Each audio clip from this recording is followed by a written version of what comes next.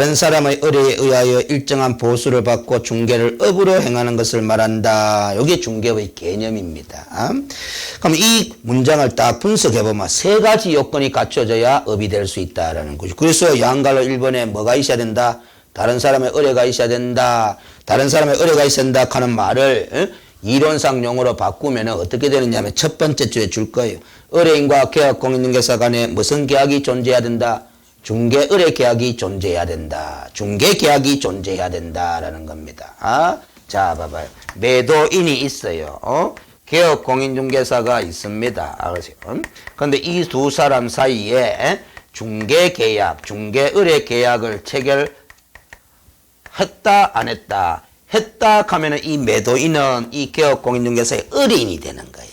알겠어요? 그 의뢰를 받은 게 되는 거죠.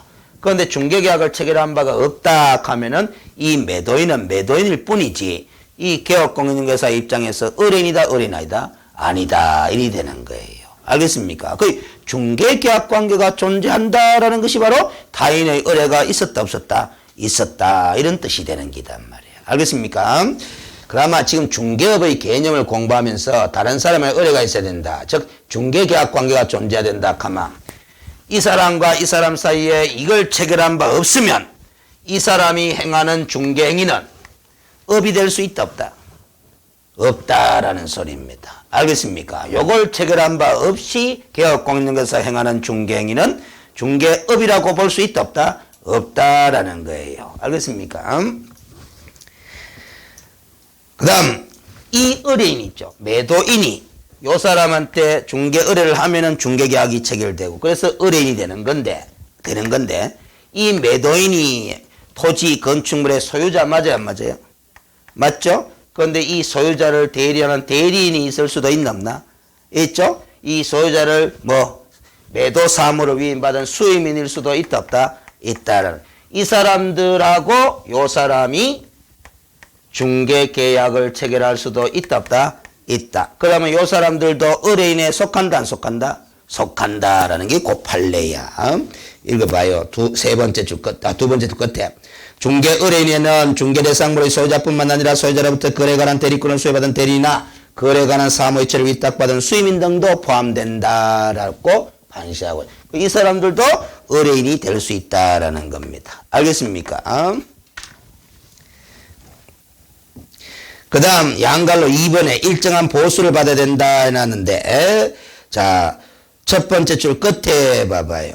보수를 받지 않았다면 중개행위이기는 하나 중개업이라고는 할 수 없다. 그것도 줄 거 넣으면 되고 오른쪽으로 갑니다. 양갈로 3번에 업으로 하여야 한다는데 첫 번째 줄에 줄을 거예요. 업으로 한다 하면 불특정 다수인을 상대로 반복 계속하여 그걸 줄 것입니다. 그러면 중개행위를 업으로 하려면은 그 중개행위를 누구를 대상으로 해야 된다? 불특정 다수인을 대상으로 해야 된다. 그럼 여기서 말하는 불특정 다수인이라는 말은 무슨 뜻이냐라는 거죠. 그렇지.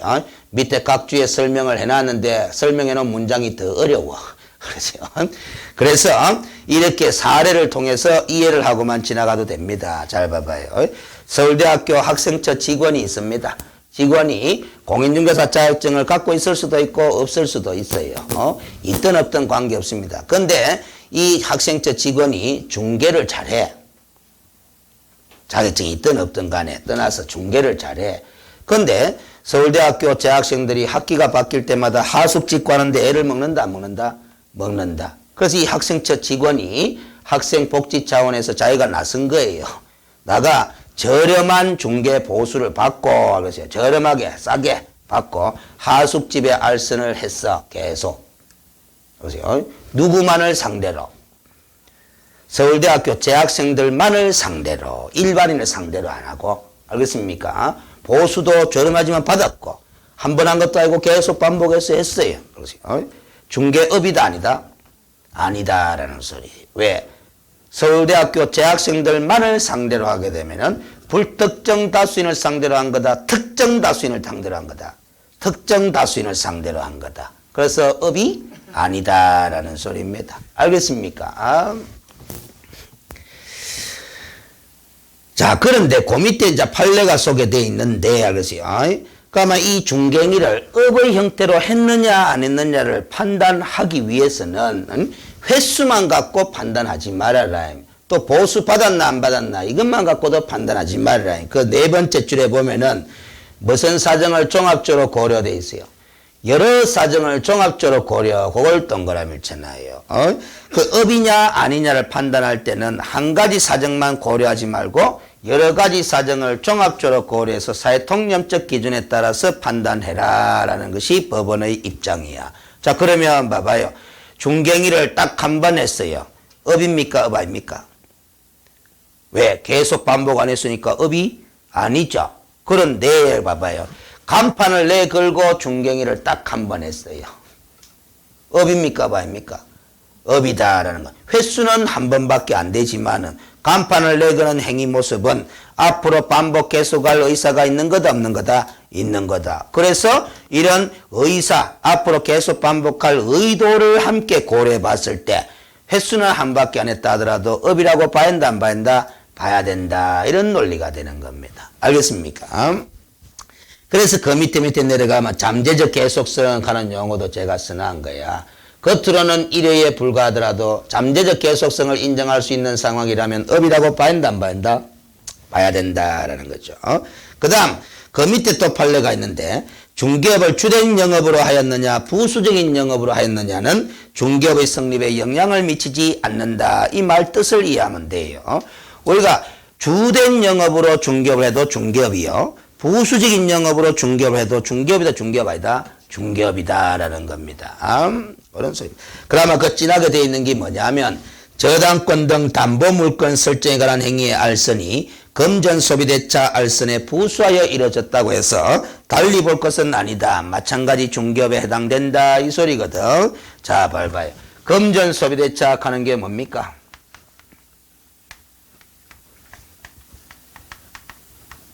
이렇게 생각하면 돼요. 여러분들 차용증 써주고 돈 빌려받는 거 있죠? 그거 바로 무슨 계약이라 그런다? 금전소비대차 계약이다. 그렇게 이야기를 한다 이 말이지. 차용계약하기도 하지만은 우리 민법의 용어로서는 무슨 계약? 금전소비대차 계약 이렇게 이야기를 한다 이 말이야. 그러면 이 금전소비대차 거래를 알선하는 것은 중개다 중개 아니다? 아니다. 왜 아니다? 금전이라서 그런 게. 금전은 중개대상물이 아니잖아. 토지 아니고 건물 아니고 임목 아니고 광업재단 공장재단 아니잖아. 아까 자동차 거래를 알선하는 건 중개 아니다며. 그럼 그거하고 똑같은 논리로 금전 거래를 하는 걸 알선하는 건 중개다 중개 아니다? 아니다라는 소리예요. 알겠습니까? 응용이 안 된다. 아직까지 덜 깨달았기 때문에. 분명히 아까 공부할 때 자동차 거래를 알선하는 건 중개다 아니다고 판단했잖아요. 그 왜 중개가 아니었습니까? 자동차니까. 그러지? 그럼 이 금전소비대차 거래를 알선하는 거는 왜 중개가 아니냐? 금전이니까. 그렇게 이야기되는. 그럼 자, 똑같은 논리로 기출된 지문. 권리금을 알선하는 거는 중개다 중개 아니다? 아니다라는 게. 권리금은 토지 아니잖아. 건물 아니잖아. 임목 아니잖아. 재단 아니잖아. 그런 거예요. 알겠습니까? 그 한 가지 이치를 깨달아 놓으니까 지금 봐봐. 세 가지 사례가 다 해결되잖아요. 그럼 시험 문제라는 게 그래요. 5번 시험에는 금전소비대차 거래를 묻디, 다음 시험에는 뭐 권리금 알선을 또 묻고, 그 다음에 자동차 거래를 묻고, 이렇게 계속 사례를 바꾸는 거야. 사례 바꿔봤자 똑같은 기준하에서 판단하는 거잖아요. 그 공부를 좀 엉터리로 하는 사람은 다 외워. 자동차 거래 알선한 것도 중개 아니라 카드라 외우고, 권리금 거래 알선한 것도 중개 아니라 카드라 외우고, 자동차 거래 다 따로따로 외우는 거야. 그 세 가지 다 따로따로 외울 필요 뭐 있어. 그걸 동일한 기준에서 판단하는 기준만 깨달아 놔버리면 되는 건데요. 그런 식으로 공부를 하셔야 된다. 자, 그런데 이 금전소비대차 거래를 하는 과정에서 부수적으로 A와 B가 금전소비대차 거래를 하는데 이 금전소비대차 거래의 담보를 설정할 목적으로 저당권 설정을 한다 안 한다? 한다 이 말이에요. 이 저당권 설정을 쉽게 할 수 있도록 알선을 또 하는 거야. 이 알선은 중개다 중개 아니다? 중개다라는 겁니다. 왜? 저당권의 객체는 뭐다? 토지, 건물 이런 거 아이가 이 말이지. 알겠습니까? 그래서 저당권 설정 행위를 알선하는 것은 공인중개사법상의 중개행위 맞고 요 중개행위를 업으로 하게 되면 그것도 중개업이다 중개업 아니다? 중개업이다. 부수적으로 중개업을 한 거지. 알겠습니까? 그러면 이걸 응용하게 되면은 여러분들의 경험칙에서 궁금했던 거 하나 소개해 드립니다. 길거리 가다 보면은 빌딩에 부동산 컨설팅 회사 가는 거 좀 한 번씩 봤어요? 안 봤어요? 봤죠? 컨설팅 회사래. 썬팅에도 컨설팅이라고 다 적어놨어. 거기 중개사무소라요? 아니라요? 아니지. 컨설팅 영업하는 장소지. 그런데 거기서 만약에 중개도 한다, 안 한다? 안 해야 되는데 부수적으로 해뿌싸. 알겠어요? 그러면 그것도 중개업이다, 중개업 아니다? 중개업이다라는 겁니다. 알겠습니까? 그런데 불법이 돼버리는 거죠. 왜? 중개업이니까. 지금 우리가 중개업이냐 아니냐를 왜 자꾸 가리느냐 하면은 중개업을 영위하고자 하는 사람은 뭐 해야 된다? 등록해야 된다 말이야. 등록 안 하고 중개업하면 무등록 중개업으로서 3년 이하 징역 또는 2천만 벌금형으로 형사처벌 대상이 되는 거야. 그러면 자, 부동산 컨설팅 회사가 중개사무소 개설 등록했다 안 했다? 안 한 상태에서 컨설팅 영업하면 돼. 하는데 부수적으로 무슨 업도 해뿐마? 중개업도 해뿐마? 바로 무등록 중개업으로 형사 고발 조치 당하는 거예요. 알겠습니까? 근데 여러분들 컨설팅 회사가 중개사무소 개설 등록했겠나? 대부분. 안 했지. 안 하고 컨설팅 영업을 하고자 하는데 고객이 와가 뭐 중개를 어려우는 경우가 있거든. 그러면 어려우면은 컨설팅 회사의 직원이 아이고 여기는 중개사무소가 아니니까 1층에 중개사무소로 가세요라고 보낸다 안 보낸다? 안 보내고 접수받아가 매매 거래를 알선하고 일하다 보면 자칫 잘못 단속당하다가 뭐 무등록 중개업으로 형사 고발 조치 당하는 거예요. 그것도 중개업이잖아. 부업으로.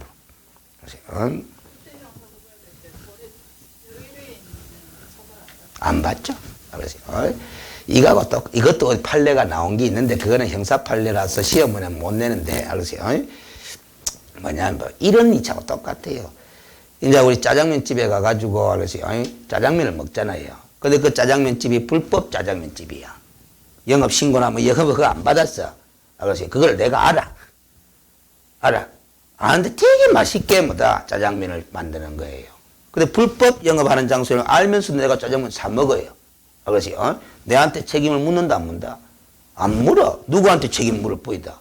그 영업주한테 책임을 물을 보이지. 알겠습니까? 단지 나는 불법 영업하는 장소를 알면서도 짜장면을 먹기 때문에 그 짜장면에 잘못된 뭐 거기 있어가지고 식중독이 걸렸다. 알겠어요? 그러면 뭐 그 영업주한테 보상을 받는 게 어렵다라는 거죠. 불법이기 때문에. 개인 간의 민사상 손해배상 책임은 성립이 돼도 그 사람이 배째라 하게 되면 받아낼 방법이 없는 거예요. 알겠습니까? 그렇기 때문에. 자, 그 다음 19페이지에 4번에 개업공인중개사의 개념은 첫 번째 줄에 이 법에 의하여 중개사무소 개설 등록한 자를 말한다. 등록한 자를 뭐라고 부른다? 개업공인중개사 이리 부르면 됩니다. 근데 뒷페이지에 봐봐요. 표가 있는데 별표 표시를 해요. 이 표에 사례 1, 사례 2로 해놨는데 여러분들은 사례 1로 공부를 합니다. 사례 2로 공부하는 것은 적절한 방법이 아니냐. 근데 왜 적어놨느냐? 다른 대부분의 교재들 보면 이 교재 말고 다른 교재들 보면 사례 2를 기준으로 구별을 많이 해요. 그렇지? 근데 옳은 방법이 아닙니다.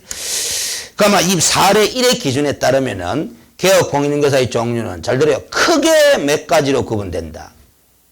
두 가지로. 크게 두 가지잖아요. 어떻게? 공인중개사법에 의하여 중개업을 할 수 있는 경우가 있고 다른 법률의 규정에 중개업을 할 수 있는 경우 이렇게 크게 두 가지로 구분되고 그러면 공인중개사법에 의해 중개업을 할 수 있는 개업공인중개사의 종류가 몇 종류? 세 종류이 된단 말이에요. 그 세 종류의 명칭을 정확하게 외워놔야 됩니다. 법인인 개업공인중개사, 공인중개사인 개업공인중개사, 부칙 제6조 제2항에 따른 개업공인중개사 이렇게 세 종류를 기억하셔야 돼. 그리고 다른 법률의 규정에 중개업을 할 수 있는 경우를 제가 다 찾아봤어. 다른 법률들 다 찾아보니까 몇 개밖에 안 나오더라? 4개밖에 없더라라는 겁니다. 그래서 지역농협, 지역산림조합, 산업단지관리기관, 한국자산관리공사도 중개업을 할 수 있다 없다? 있다라는 것. 어느 법에 의해서? 다른 법률에 의해서. 그 다른 법률의 이름을 안다 모른다? 모른다라는 거죠. 알면 좋습니다. 그런데 이 과목 시험 문제 몰라도 좋아요. 그런데 이 생각은 해야 돼. 농업협동조합이 중개업을 할 수 있는 법적 근거는 공인중개사법이 아니라 무슨 법이다? 다른 법이다 하는 게 그 다른 법의 이름은 농업협동조합법이라는 게 있어. 지역산림조합이 중개업을 할 수 있는 법적 근거는 공인중개사법이 아니라 뭐 다른 법률인데 산림조합법이라는 법이다라는 소리입니다. 그 법 이름을 정확하게 안 외워도 좋은데 외우면은 더 공부하는데 편해요. 처음에 외우기가 힘들어서 그렇지. 근데 여러분들 외워주는 습관을 들이는 게 좋습니다. 부동산 공법을 공부하게 되면은 실제 그 법의 내용을 공부하지도 않으면서 생소한 법 이름들 다 외워야 한다, 안 외워야 한다? 외워야 됩니다. 예를 들어서 이런 게 시험 지문 나오거든요. 공법 시험 문제에서는. 수산자원보호구역 내 행위제한에 관해서는 무슨 법이 정하는 바에 따른다? 이게 시험 지문에 나오는 거야. 수산자원보호구역이라는 용도구역이 있거든요. 그 용도구역 내 행위제한은 법에 따라서 행위제한을 받는데 어느 법이 정하는 바에 따라서 행위제한을 받느냐. 그 법 이름을 물어보는 거야. 법의 내용을 안 물어봐. 시험 범위에 안 들어가서. 수산자원관리법이 정하는 바에 따른다. 이 시험 지문이 나오면 이렇게 되는 거예요. 그러면 상수원 보호구역 내 행위제한은 어느 법이 정하는 바에 따른다? 상수원 보호법 하는 거 없어. 수도법이 된단 말이에요. 공항시설 보호지구 내 행위제한은 무슨 법이 정하는 바에 따른다? 항공법 한다 이 말이야. 어떤 수험생은 잘못해도 공항법이 간대. 공항에 항공법이. 그런 게 항공법의 내용을 시험 문제 묻지는 않아. 그런데 항공법에 의해서 행위제한을 가게 돼 있다라는 그런 걸 아느냐 모르냐를 물어본다 이 말이에요. 그럼 왜 그렇게 물어보느냐? 당연합니다. 여러분들이 알겠어요. 자격증을 취득해가지고 사무소 오픈하게 되면은 상수원 보호구역 내에 토지를 중개할 수도 있다 없다? 있다. 상수원 보호구역 내 건축물을 중개할 일이 생길 수도 있나 없나? 있어. 그럼 그걸 매수하고자 하는 매수 어린한테 당신이 취득하고자 하는 토지나 건축물이 지금 무슨 구역 내에 있기 때문에 상수원 보호구역 내에 있기 때문에 요런 행위, 요런 행위, 요런 행위, 요런 행위는 합니다, 뭐 합니다. 뭐 합니다. 라고 설명을 해줄 줄 알아야 돼. 근데 무슨 행위를 뭐 하느냐라는 거 하면 확인을 해봐야 될 거 아닙니까? 어느 법을 찾아봐야 된다? 수도법을 찾아봐야 되는 거야. 일을 처리하면서. 중개실무 수도법을 찾아봐야 돼요. 시험 칠 때 시험 과목으로 공부했는 법이 아니다고 해가지고 나는 수도법 못 찾아. 이렇게 하면 안 돼. 그러지? 여러분들이 개발제한구역 내 토지를 중개할 수도 있다 없다? 있다. 그러면 개발제한구역 내 토지니까 또 행위 규제가 있을 거다 없을 거다? 있을 거다. 그 매수하는 어린한테 또 설명을 해야 한다? 해야 되는데 자기 머릿속에 있나? 없지. 개혁공동에서 머릿속에 없잖아요. 뭘 찾아보고 법을 찾아보고 거기에 적혀져 있는 내용을 설명을 해줘야 되는 거다. 요런 법에 따르면은 요런 행위는 할 수 없게 돼 있으니까 그 점을 알고 매수 여부를 결정하시어 도움을 줘야 되는 거야. 그게 중개다 이 말. 그게 확인 설명이라는 게거든. 그걸로 가만 봐. 개발제한구역 내 토지니까 어느 법을 찾아보면은 이런 행위는 할 수 있고 저런 행위는 할 수 없고 그걸 어느 법을 찾아보면 나온다 하는 걸 알아야 되나 몰라야 되나? 알아야 돼. 법 이름도 모르면 찾아보지도 못한다 이 말. 그래서 법 이름 정도는 물어보는 거예요. 그게 개발제한구역 지정 및 관리에 관한 특별조치법이 되는 거예요. 그 가급적 법 이름을 많이 알면 알수록 유용하게 써먹습니다. 그렇다고 처음부터 그 법의 내용을 다 알 수는 없잖아요. 그래서 법 이름 정도로만 많이 알아도 상당히 일하는 데 도움을 많이 받아요. 여러분들 봐봐요. 또 초등학교, 중학교, 고등학교 근처에 가면 특히 초등학교 근처에 가면 학교 환경위생정화구역 하는 게 있나 없나? 학교 정문 앞에 보면 팻말 다 받아놨잖아요. 여기서부터 뭐다 학교 환경위생정화구역입니다 하잖아요. 그러세요. 그럼 그 학교 환경위생정화구역 내에 상가 건물이 있나 없나? 있지. 문방구도 다 있잖아요. 알겠습니까? 빵집도 있고 다 있잖아요. 있는데 거기에 뭐 PC방 학생들이 PC방 좋아하니까 상가 건물을 임차해가 PC방 영업을 하고자 해요. 그래가 중개사무소 들려가지고 PC방 할 수 있는 상가 건물 좀 임차해둬라고 의뢰를 해오는 거야. 알겠어요? 그런데 개혁공인중개사가 학교 환경위생정화구역 내에 상가 건물로서 PC방 영업이 된다 안 된다? 안 된다 하는 것도 모르고 요 PC방 영업하면 학생들 잘 올 겁니다. 임차해가 영업하있어. 이리 알선하면 된다 안 된다? 안 되는 거. 영업허가가 안 떨어집니다. 무슨 소린지 알겠어요? 그러니까 학교 보건법상의 학교환경위생청과 구역 내에 들어올 수 있는 영업 업종인지 아닌지를 확인해 볼 줄 알아야 된다, 몰라야 된다? 알아야 돼. 그러려면 어느 법을 뒤져봐야 된다? 학교 보건법을 들여다봐야 되는 거야. 학교환경위생청과 구역이라는 게 어느 법에 의해서 지정되기 때문에 학교 보건법에 의해서 지정되기 때문에. 그게 다 공법상 규제잖아요. 그런 걸 할 수 있도록 공부하는 과목이 부동산 공법이라는 거다. 알겠습니까?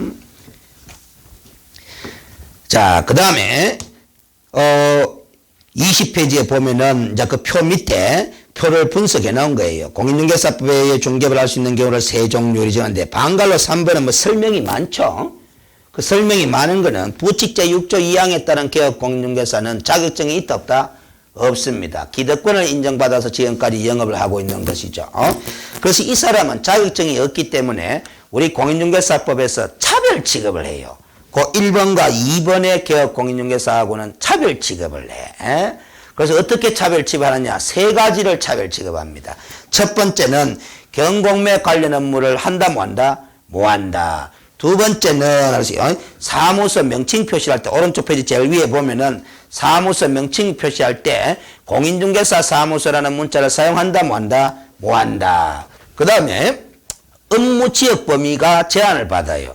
그래서 서울특별시 종로구에 이 부칙제 6조 2항에 따른 개업공인중개사의 사무소가 있으면은 이 부칙개업공인중개사는 서울특별시에 소재하는 중개대상물에 한해서만 중개할 수가 있어요. 다만 예외적으로 국토교통부 장관이 지정한 거래정보사업자가 운영하는 거래정보망에 가입 이용해서 중개할 때는 그 가입 이용하는 정보망에 공개된 물건일 때는 소재지에 관계없이 중개할 수가 있다. 이렇게 돼 있습니다. 자, 그래서 세 가지를 차별 취급하는데 그게 이제 시험에 활용이 많이 된다라는 거지. 자, 세 번째 차별 취급하는 내용을 설명을 좀 구체적으로 하겠습니다. 구체적으로. 종로구에, 서울특별시 종로구에 사무소를 두고 있는 부칙제 6조 2항에 따른 개업공인중개사가 있어요. 이 사람의 업무 지역은 어디다? 서울특별시야. 그렇죠. 사무소 소재지를 관할하는 특별시, 광역시, 도관할구역 내에 소재하는 중개대상물에 한해서 중개할 수 있다. 이렇게 돼 있잖아. 그 서울특별시 내에 소재하는 중개대상물 중개할 수 있는 거예요. 이 사람은. 그런데 우리가 24조 가서 공부해 보면은 거래정보망이라는 게 있어. 거래정보망. 거래정보망. 근데 이게 A 정보망이고 B 정보망입니다. 이 거래정보망이라는 게 뭐냐 하면은 이런 식으로 생각하시면 돼요. 여러분들 부동산 114 하는 거 알죠? 부동산 서버 하는 거 있잖아요. 그런데 보면은 매물정보 이런 것들이 올라있다 안 올라있다? 올라있다라는 거야. 무슨 소리인지 알겠죠? 그런데 그거는 여러분들 매수정보는 있었을까 없었을까? 그거 없죠. 찾아보기 드물어요. 전부 다 매물정보밖에 없어요. 그런데 이 거래정보망이라는 것은 매물정보, 매수정보 다 있습니다. 알겠습니까? 이 거래정보망의 정보는 누가 올렸다? 개업 공인중개사들, 중개업을 하는 사람들이 다 올린 거예요. 결국 이 거래정보망을 누가 가입 이용하는 거다? 개업 공인중개사들이 가입 이용하는 거예요. 돈을 내고. 알겠습니까? 그러면 이 거래정보망 안에는 컴퓨터 통신 시스템을 움직이는 거거든. 이 정보망 시스템 안에는 많은 물건에 관한 정보들이 등록되어 있고, 알겠어요? 그 물건에 관한 정보들은 다 개업 공인중개사들이 가입하는 개업 공인중개사들이 다 등록한 정보들이에요. 자, 그런데 요 부칙제 6조 2항에 따른 개업 공인중개사가 A 정보망을 가입 이용했어. B 정보망 가입 이용 안 해. 돈이 없어가. 그런데 요 정보망 안에 보니까는 부산의 아파트가 매물로 나왔어요. 서울의 아파트가 매물로 나온 것도 있고. 자, 요거 중개한다 뭐 한다? 중개합니다. 왜냐하면은 사무소 소재지가 어디니까? 종로구니까. 뭐 가입 이용하든 안 하든 간에 업무 지역 범위 내에 속하는 것으로 중개해요. 요것도 중개한다 뭐 한다? 중개합니다. 알겠어요? 왜? 가입 이용하고 있잖아. 그 당해 정보망에 공개된 관할구역 외의 중개대상물에 대해서도 중개할 수 있다. 이런 말 있죠? 그 당해 정보망 하는 게 요 부칙제 6조 2항에 따른 개업공인중개사가 가입 이용하는 정보망을 말하는 거야. 그런데 이 정보망은 가입 이용하고 있다 안 하고 있다? 안 하고 있어. 이 정보망 안에도 부산의 아파트가 매물로 나왔다 안 나왔다? 나왔다. 서울의 아파트가 매물로 나온 게 있더라. 요거 중개한다 뭐 한다? 한다. 이거는 가입 이용 여부를 떠나서 업무 지역 범위 내에 있는 거잖아요. 서울특별시. 중개한다, 뭐 한다? 뭐 한다. 이래 됩니다. 알겠습니까? 그러면 요거 중개하고 싶으면 뭐 하면 돼요? 이것도 가입하면 돼. 돈 들어가면 되지. 그 여러 개의 정보망을 동시에 가입 이용해도 관계는 없거든. 알겠습니까? 아, 그런 게다, 말이에요. 그래서 이렇게 가입 이용을 하게 되면은, 알았어요. 무슨 중개가 행해지게 되겠습니까? 공동중개가 되는 거지. 무슨 소리인지 알겠죠? 이 매물로 나온 거 있잖아요. 이 매물 정보를 누가 등록했다? 다른 개업공인중개사가 등록했다 아닙니까? 그러면 이 개업공인중개사가 딱 접속을 해가 살펴보니까 이 매물이 나왔네? 우리 사무실에 이 매물을 찾는 매수인이 있다 없다? 있다. 그러면 이 매물 정보를 등록한 개업공인중개사 전화번호가 있거든. 전화한다 안 한다? 전화한다 이 말이지. 그래서 협력해서 같이 공동으로 매매 거래를 성사시키자 이래 되는 거예요. 알겠습니까? 아까 이론적 중개 유형회가 단독 중개, 공동 중개 뭐 이런 거 드러나니까 그래도 뭐다 써먹잖아요. 알겠어요? 그래서 거래 정보망을 가입 이용해서 중개를 한다라는 것은 결국 무슨 중개를 한다는 뜻이다. 공동 중개를 한다는 뜻이다라는 소리입니다. 알겠습니까? 여러분들 현실을 다 되돌이켜 보면 단독 중개가 많겠어요? 공동 중개가 많겠어요? 당연히 공동 중개가 많을 수밖에 없습니다. 단독 중개를 하게 되는 사례가 어쩌다가 한 번씩 생기거든. 그렇게 기쁠 수가 없습니다. 왜? 중개 보수를 우회받으니까. 양쪽으로 다 받으니까. 보세요. 근데 공동 중개를 해보면 결국 한쪽 당사자로부터밖에 못 받잖아요. 알겠습니까? 그런 게 때문에. 솔직히 지금 현재 중개 보수 시스템으로 보면은 단독 중개가 다반사로 일어난다고 한다면은 한 달에 한 건 정도만 매매 거래를 중개를 해도 사무실 유지하는데 충분해요. 그렇죠? 왜냐하면 지난주에도 있겠지만은 서울의 아파트 10억짜리 아파트 매매 거래 중개 성사시키면은 아무리 깎아줘도 매도인한테 얼마 받는다? 500에서 600을 받아요. 알겠습니까? 원래는 법정 한도가 900만 원까지예요. 900만 원까지 받아낼 수 있는 거다 이 말이지. 그런데 900만 원 다 안 주거든. 알겠어요? 그러면 0.5%, 0.6%에서 합의가 된다면 500 내지 600 준단 말이에요. 그럼 매수인한테 또 얼마? 또 원래 900만 원까지 다 받을 수 있는 건데 잘 안 주거든. 그 500 내지 600 준다. 한 건 해가지고 얼마? 1000만 원이 된다 이 말이에요. 그러세요? 그 단독 중개가 되니까 1000만 원 나오는 거지. 공동 중개에 뿌리면 결국 얼마밖에 안 들어온다. 500밖에 안 들어오는 거지. 알았어요? 그러니, 그럼 500 들어오면은 봐봐요. 경비지하고 뭐 지금 이거저거 다 띠쁘고 해보면 집에 가져갈 돈이 있다 없다? 없잖아. 알겠어요? 그래야 되는 거다. 적어도 경비지하고 뭐다? 집에 가져갈 연봉 수준은 돼야 될 거 아닙니까? 그렇죠. 그렇게 돼요. 자, 그 다음.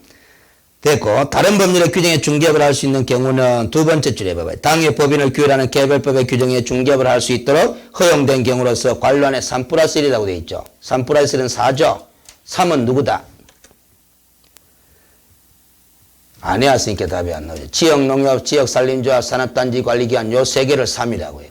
그러면 1은 자산관리공사예요. 왜 3+1로 제가 처리를 해놨느냐. 이것 때문에 그래. 다시 왼쪽 페이지로 옵니다. 왼쪽 페이지 그 표가 있죠. 표에 보면은 지역농협, 산림조합, 산업단지관리기관 요 세 개를 한꺼번에 동그라미를 쳐요. 한꺼번에 동그라미 치고 동그라미 옆에다가 등록 X라고 적습니다. 등록 X라고 적어요. 그러니까 농협이나 산림조합이나 산업단지관리기관은 부동산 중개업을 할 수 있긴 있는데 뭐 없이도 할 수 있다. 등록 안 하고도 할 수 있다. 그러나 자산관리공사 동그라미 치고 옆에다가 등록 동그라미 열치면 됩니다. 그럼 자산관리공사도 중개업을 할 수 있긴 있는데 뭐 하고서 해야 된다? 등록하고서 해야 된다라는 겁니다. 알겠어요?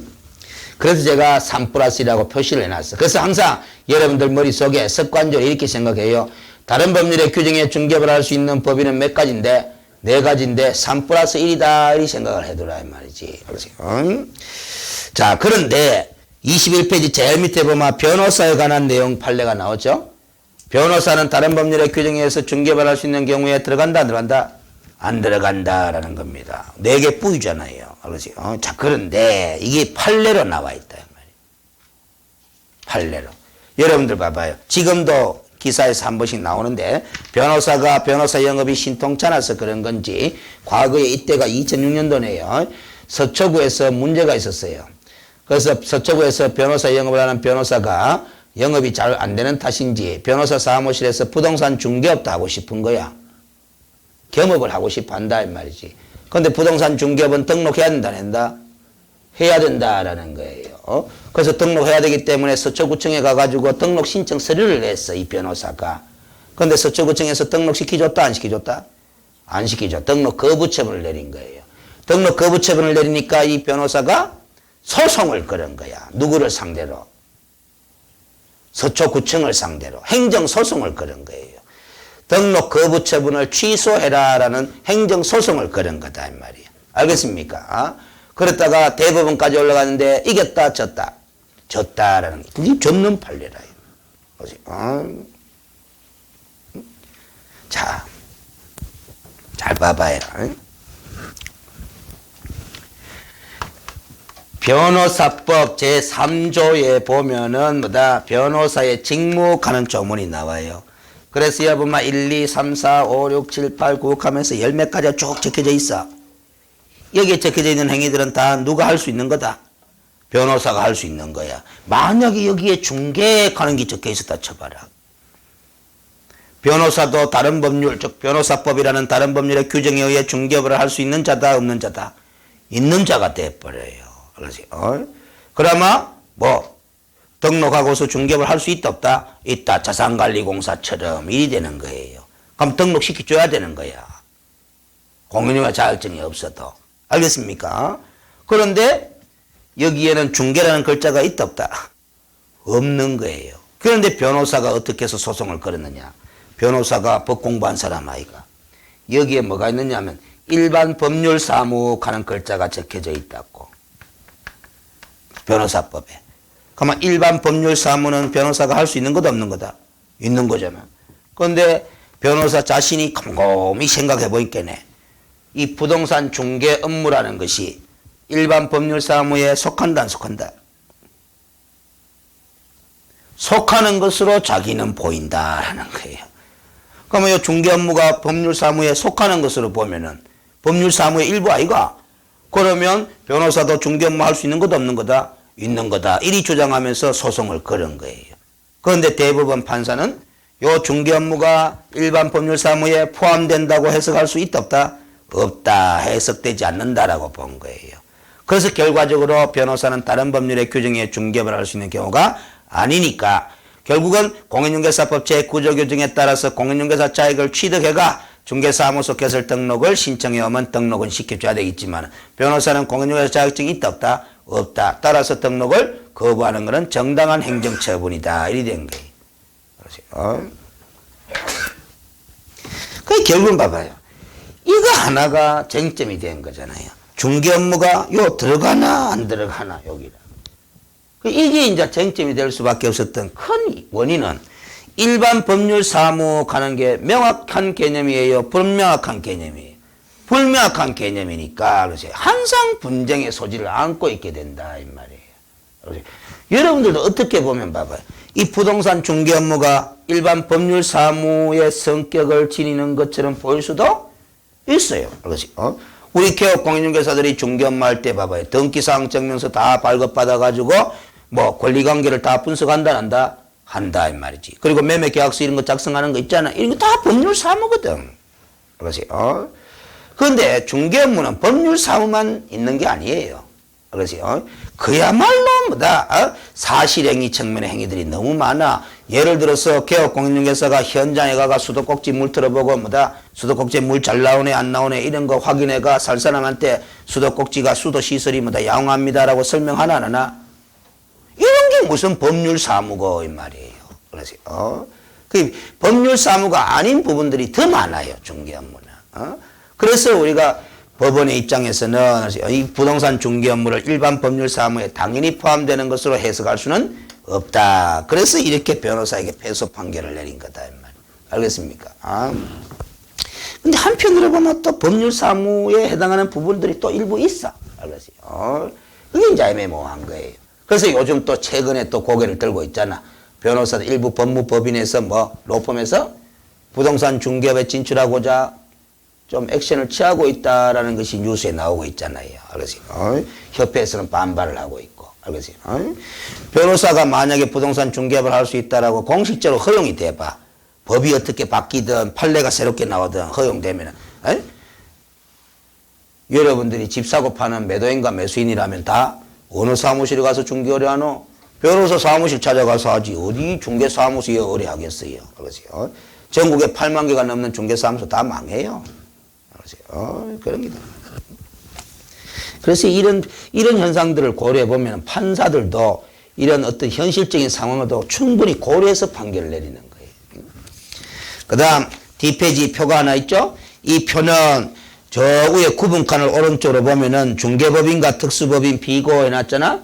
그래서 결국 이 표는 지금 볼 건 아니고 지우지도 말아요. 나중에 여러분들이 보면은 자연스럽게 해결 다 돼버리.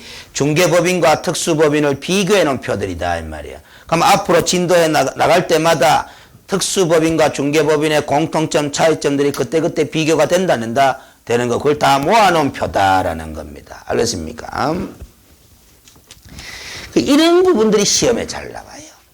한 문제가 지문이 5개인데 그 지문 5개를 통해서 10개, 20개를 아느냐 모르냐를 물어보는 효과. 그런 걸 누릴 수 있도록 하는 문제를 주로 구성을 하거든. 알겠어요? 그래서 우리 중개자 자격 시험은 골고루 물어보는 출제예요. 골고루. 그래서 시험에 나올 것만 골라서 집중적으로 공부를 하면은 결코 좋은 점수가 안 나와요. 골고루 출제라, 골고루. 알겠어요? 이거 한 가지도 이야기해 드릴까요? 절대로 깬또찌가 맞출 수 없도록 하는 여러 가지 방법들을 많이 강구를 해요. 그렇죠? 그 여러분들 깬또 짚는 방법 중에 하나가 또 이런 것도 있어. 어떤 학생들은. 이때까지 답이 1번이 너무 많았네. 그래 2번으로 가고 이런 거 있잖아. 그게 안 통하도록 합니다. 40문제죠. 40문제면 오지선다행 아이가. 그럼 1번이 정답인 문제가 몇 문제? 8문제. 2번이 정답인 문제가 몇 문제? 또 8문제. 다 골고루 요리 안배를 해요. 그렇죠? 거의 100% 가까울 정도로 지킵니다. 혹시 9문제, 7문제 이렇게 한 문제 차이는 날지 몰라도 거의 딱딱 8문제씩 배정을 해요. 그렇죠? 그래서 앞에 문제가 답이 3번이었으니까 연달아 3번은 또 안 통해. 그런 거. 그렇죠? 그리고 전체 답을 쭉 보니까 내가 다 안다 싶어서 맞췄으니까 1번이 8개, 2번이 8개, 3번이 8개, 4개, 요거는 또 이제 답이 4번이겠구나. 이런 것도 잘 안 돼요. 그렇죠? 그래서 한 개씩 차이가 날 수는 있어. 그렇죠? 다 고려합니다, 그게. 그러고 이것도 이야기 드릴게요. 하도 이 중개사 자격 시험은 성인들이 치는 시험이기 때문에 불만들이 많아요. 젊은 사람들이 지금 공무원 시험보다는 달리. 그래서 성인들이 또 글을 읽는 속도가 느리거든. 그래서 시험 출제 기준으로 과목별로 12,000글자를 못 넘기게 돼 있어. 한 과목에 40문제 아닙니까? 글자 수를 세하려면 몇 글자? 12,000글자를 못 넘기게 돼 있어. 12,000글자를 40문제를 나누면 한 문제당 몇 글자? 300글자가 돼요. 3, 42잖아. 한 문제가 300글자에 배정이 되어 있다. 그런데 어떤 문제를 보면은 400글자, 500글자 되는 문제가 있어. 그 대신에 다른 문제는 200글자, 100글자로 줄이면 되거든. 그 40문제 전체를 12,000글자로 제한을 하고 있다 이 말이에요. 그 시간이 50분 내에 다 읽을 수 있는 글자 수거든. 무슨 소리인지 알겠죠?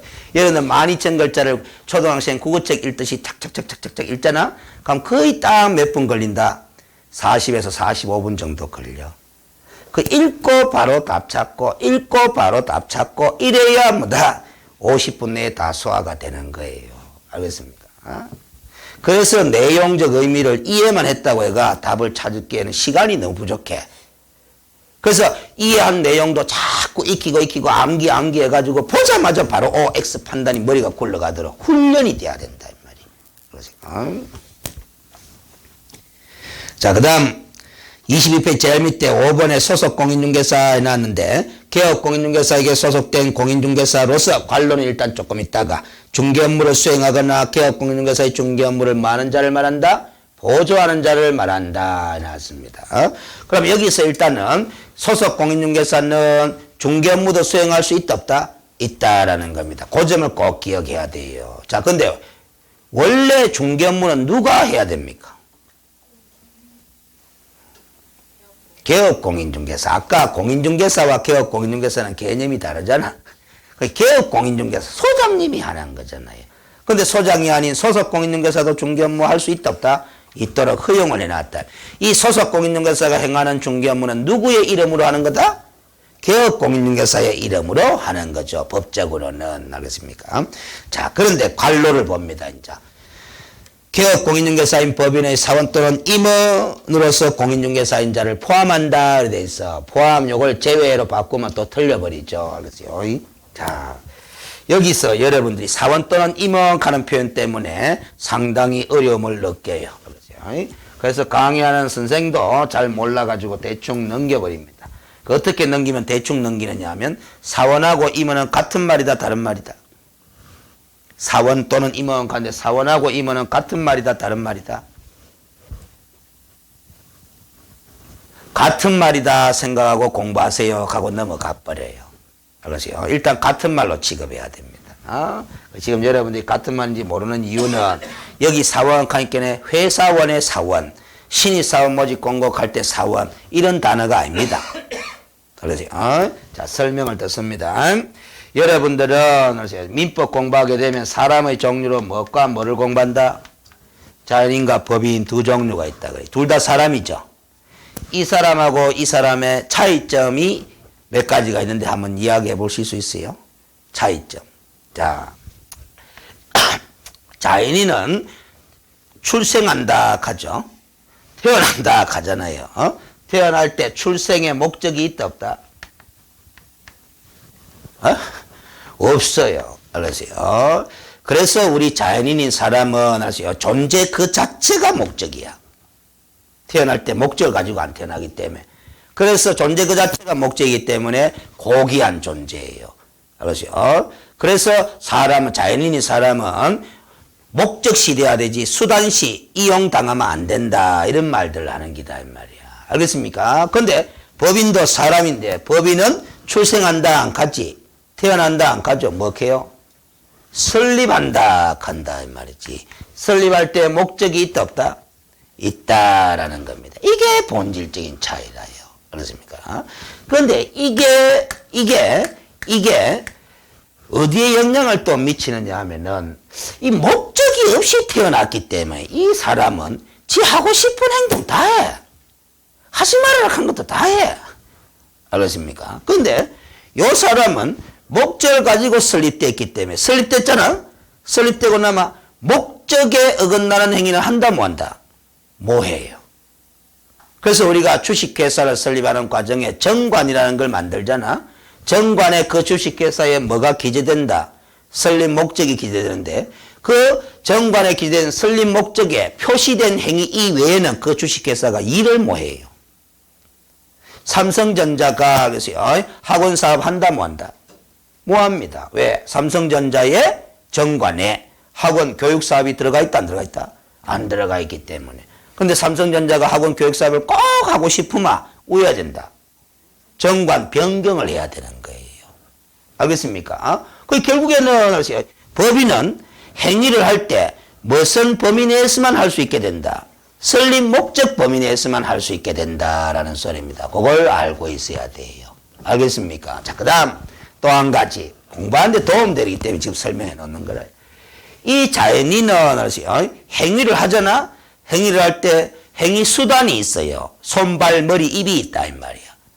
우리들은 전부 다 손, 발, 머리, 입으로 행위를 하잖아요. 머리에서 의사결정을 하고 의사결정한 대로 입으로 말하고 손으로 행동하고 다 하잖아요. 그런데 이 법인이라는 것도 사람 취급하는데 행위를 우야노. 행위 수단이 있다 없다?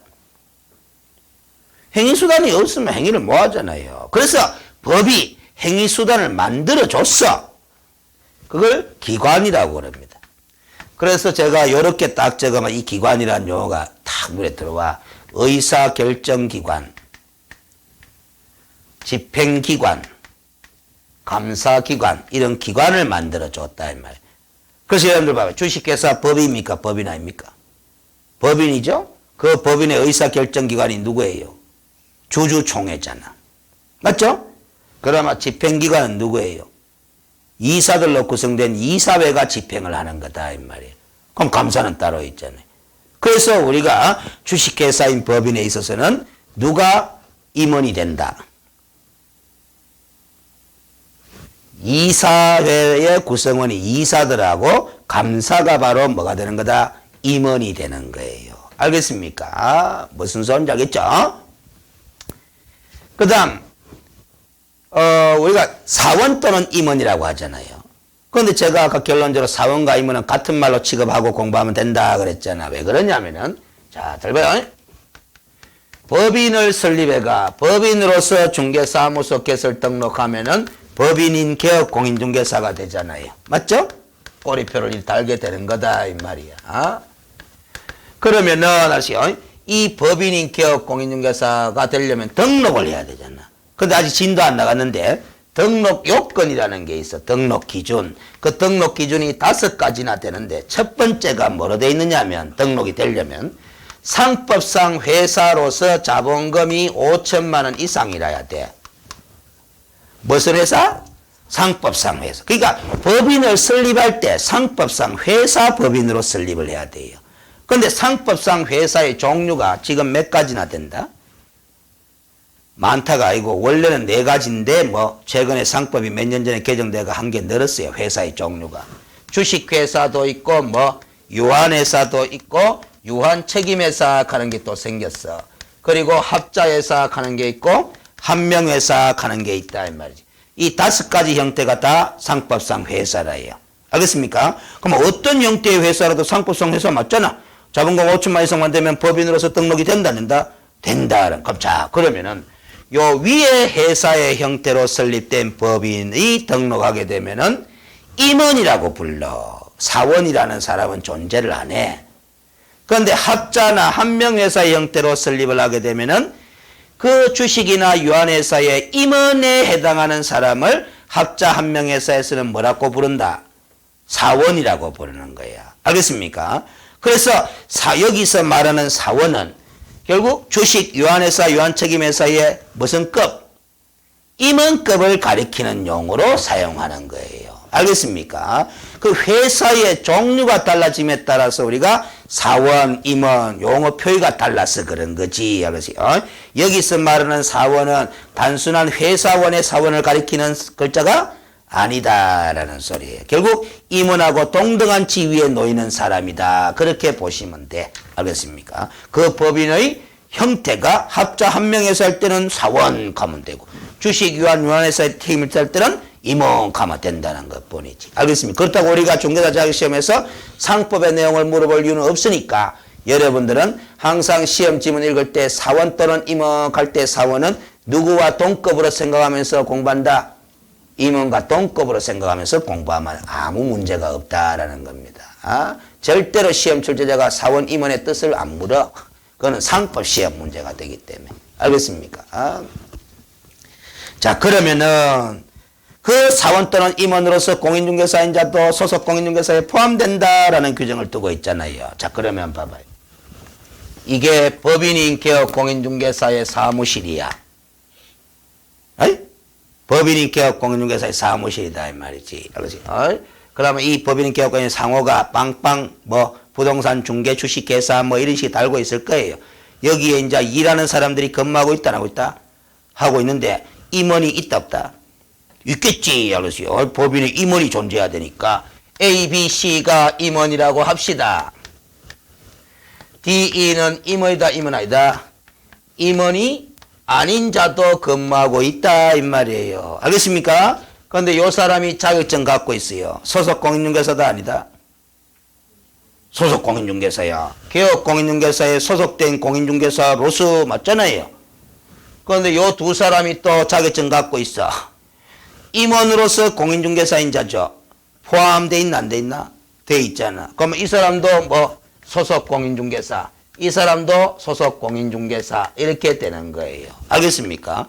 그러면 법인인 개업 공인중개사의 경우에는 소속 공인중개사의 종류가 몇 종류다? 2종류가 되는 거야. 요 사람은 임원인 소속 공인중개사, 요 사람은 뭐 임원이 아닌 소속 공인중개사 이렇게 됩니다. 알겠습니까?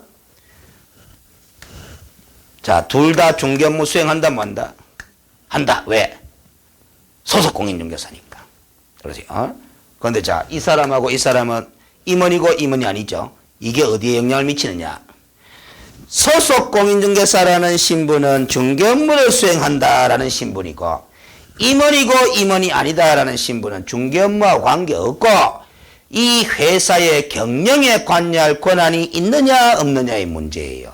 그러면 이 사람은 중개 업무도 수행하면서 임원이기 때문에 경영에도 관여할 수 있다 없다? 있다. 그러나 이 사람은 중개 업무는 수행할 수 있지만 경영에는 관여한다 뭐한다? 뭐한다. 이렇게 신분상 차이가 나타나는 거예요. 알겠습니까? 이 사람은 자격증이 있나 없나? 없지.